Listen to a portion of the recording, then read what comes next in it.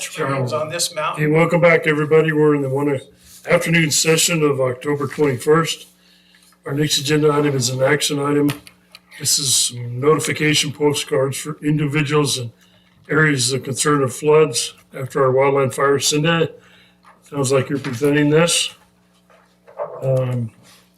This is in your packet. Yep, what about it?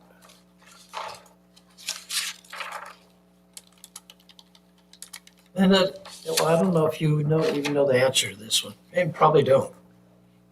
But why the heck are we telling people to get flood insurance? Seriously, it's coming out of their pocket, and the Forest Service caused this. And they're taking no liability on this. That's between the Forest Service and the general public. We are not telling them to get flood insurance, we're recommending that they get flood insurance. Because post-fire, if the soils get saturated and destroy your property, it's considered a flood. So we're just trying to do a good neighbor deed and recommend that they get it, because most people think, I'm not in a floodplain, a mapped floodplain area. I'm not along the river, I'm maybe not even along a creek. But if that soil gets saturated, that's considered a flood. Oh, that I understand real well. What I don't understand is the Forest Service liability in not doing their due diligence, is paying for some of that. Telling these people, oh, now because we allowed the fire to go through there, oh, you have to get flood insurance. That's going to be a proof issue, because the Forest Service is going to say this is a natural event. oh, it's natural, all right? Natural that they didn't put it out when they saw it first starting. We watch it for 3 or 4 days till the wind picks up. Don't get me started. Different conversation. Fired up. Different conversation. Okay, kick that stool That's back in.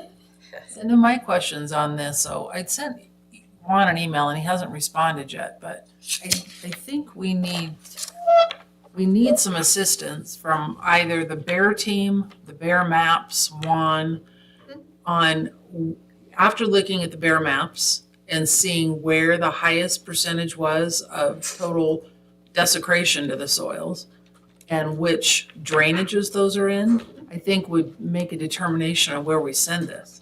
Because not only is it West Mountain, I mean, East Mountain and all that stuff too. I mean, what drainages could people potentially, be at the end of? Yeah, So- I would anticipate that we would work with Okay. the maps. I mean, I'm not just gonna send it to everybody in Valley County. We're going to identify those areas that are most likely. I mean, anything under that burn scar over here, we should send it. So Cindy, Out God's here, Acres. there isn't private property below, so, I mean, there'll be very minimal notice out on this mountain. What about any of the drainages into Clear Creek and those areas? I don't know of any houses in those drainages. the only thing threatened back there would be our bridges. That's Across Clear not Creek. what this is. You have listed down Sheep Creek, Bull Creek, Corral, Poison, Van Wyck. That's from the last one. Okay, the Bull Creek is the one that's over on the Middle Fork. Is that the same Bull Creek? This is the notice we sent out last time. Those were the affected drainages given to us by Juan and the Bear Maps. Okay.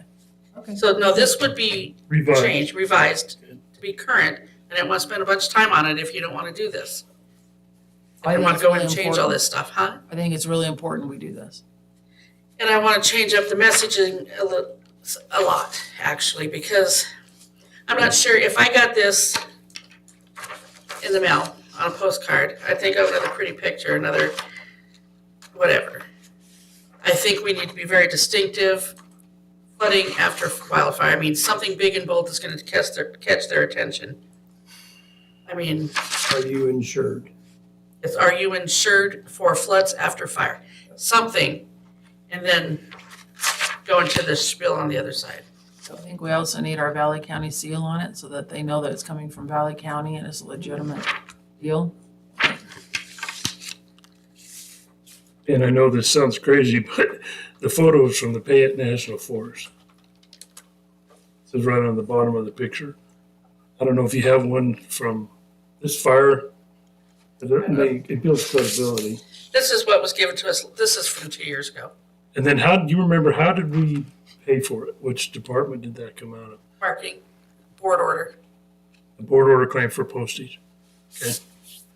Yep. So you'll have Big Creek, Edwardsburg, because there's private properties over there. Right.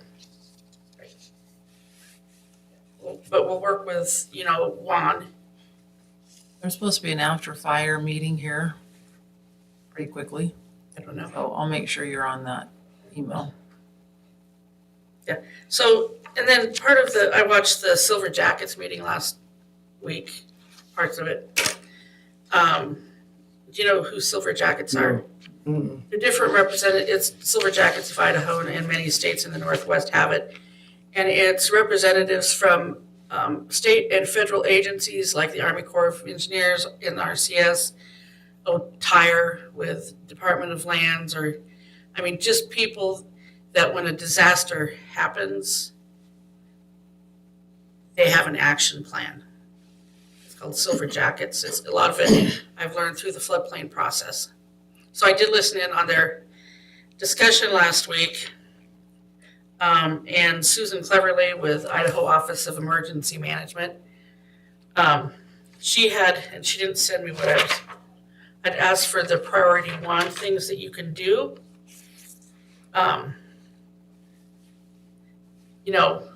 Immediately after a fire, and that includes like planting, replant, try to get that vegetation going again. If there's a creek coming through, maybe putting some check dams, so you're breaking up, so you're trying to stop those flows. They have a bunch of things that can be done. So this is specific to mitigation after fire. Yes, And that's probably why you should be on that call then, because this is with the Forest Service and the bear teams and, Juan and the sheriff, and it's an after action plan, because that's what I'm asking for. I didn't realize there was such a thing as Silver Jackets. I've been asking everybody, where do you go and get information on how to prepare? Silver Jackets. Well, and I think, I've got BSU working on mitigation for the lake, because all the stuff that's flowing into the lake, right now the lake's a mess with algae. It's worse this year than it has been. And I think that's probably some of the ash that fell into the lake.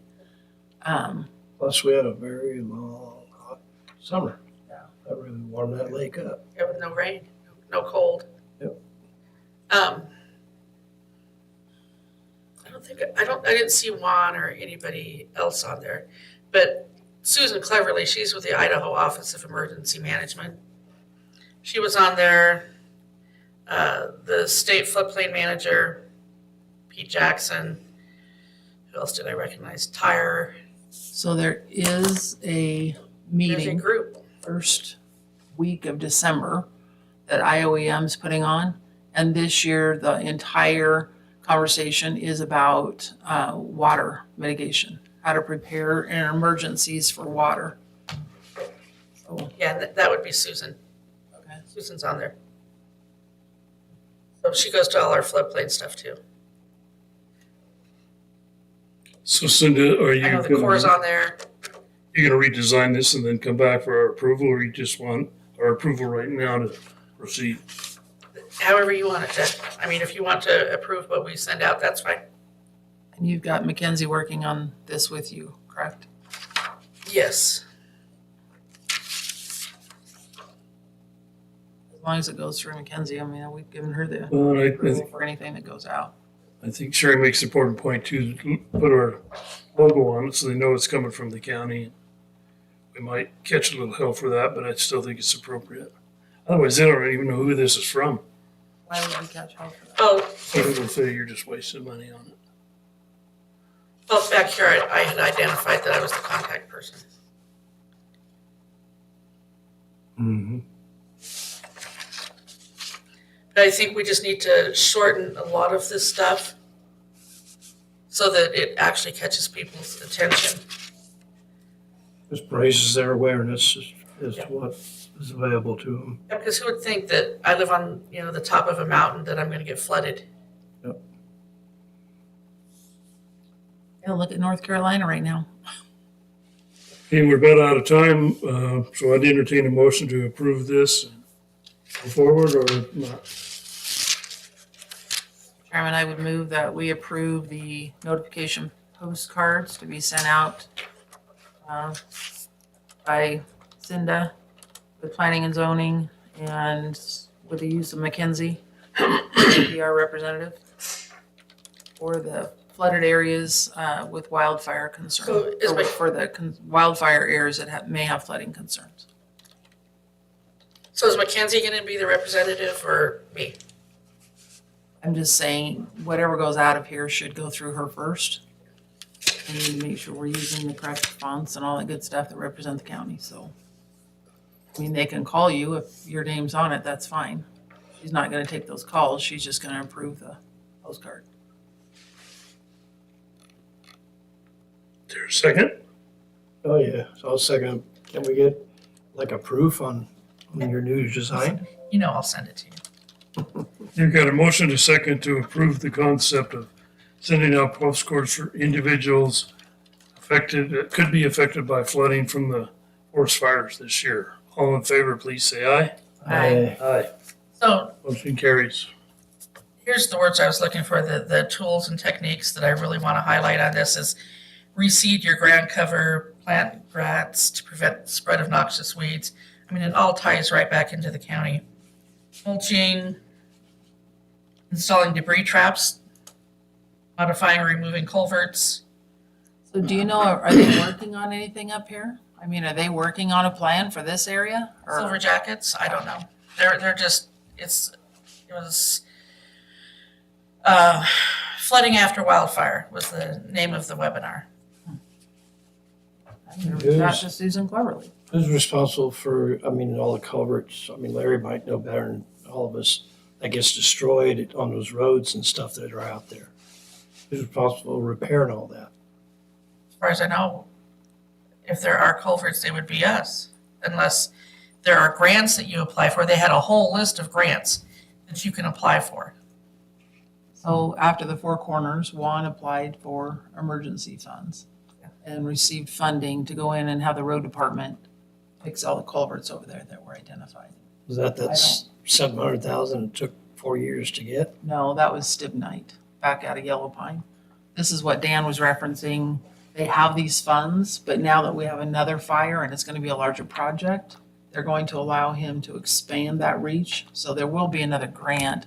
Once the Bear team identifies exactly what culverts are at risk. So the Bear team's maps are out now. They need to give us a decision on which culverts are at risk. And then Juan will write the grant. And I'm wondering if there's some way that Larry could use this for some of his work, take the logs and rocks and stuff that's in the borrow pit out. 'Cause that's where you get the big impact is something comes down the borrow pit, plugs up the culvert, and then we lose the whole show. Road and Larry, culvert, I'd reach out to Juan. I mean, that should all be part of a grant. we don't know what they are because we can't go up and look. So there is a grant right now with Soil and Water got for the road department to replace quite a few of the fish passage culverts. But I haven't seen anything from the Bear team, but I do know that all the work that's being done right now is being done over on Little Weezer side, trying to get that road back into shape. That's where the most damage was. So when you're saying all the work, is that the Forest Service doing The that work? Forest Service is doing it, yes. Yeah, the Payette is, got the equipment. Boise really doesn't have that kind of equipment, so the Payette is working all the way down onto the Emmett district of the Boise. And I'm waiting to hear back. A lot of waiting. Out of waiting. Okay, we're gonna move on. Our next agenda item is an executive session to communicate with legal. So I'm gonna go ahead and make the motion that we go into an executive per Idaho Code 742061F. Do I have a second? Second. We got a motion and a second by roll call, please. Opposite eye. Bob and I. Hesbrook, aye, and Doug, we're gonna be in at 1:20.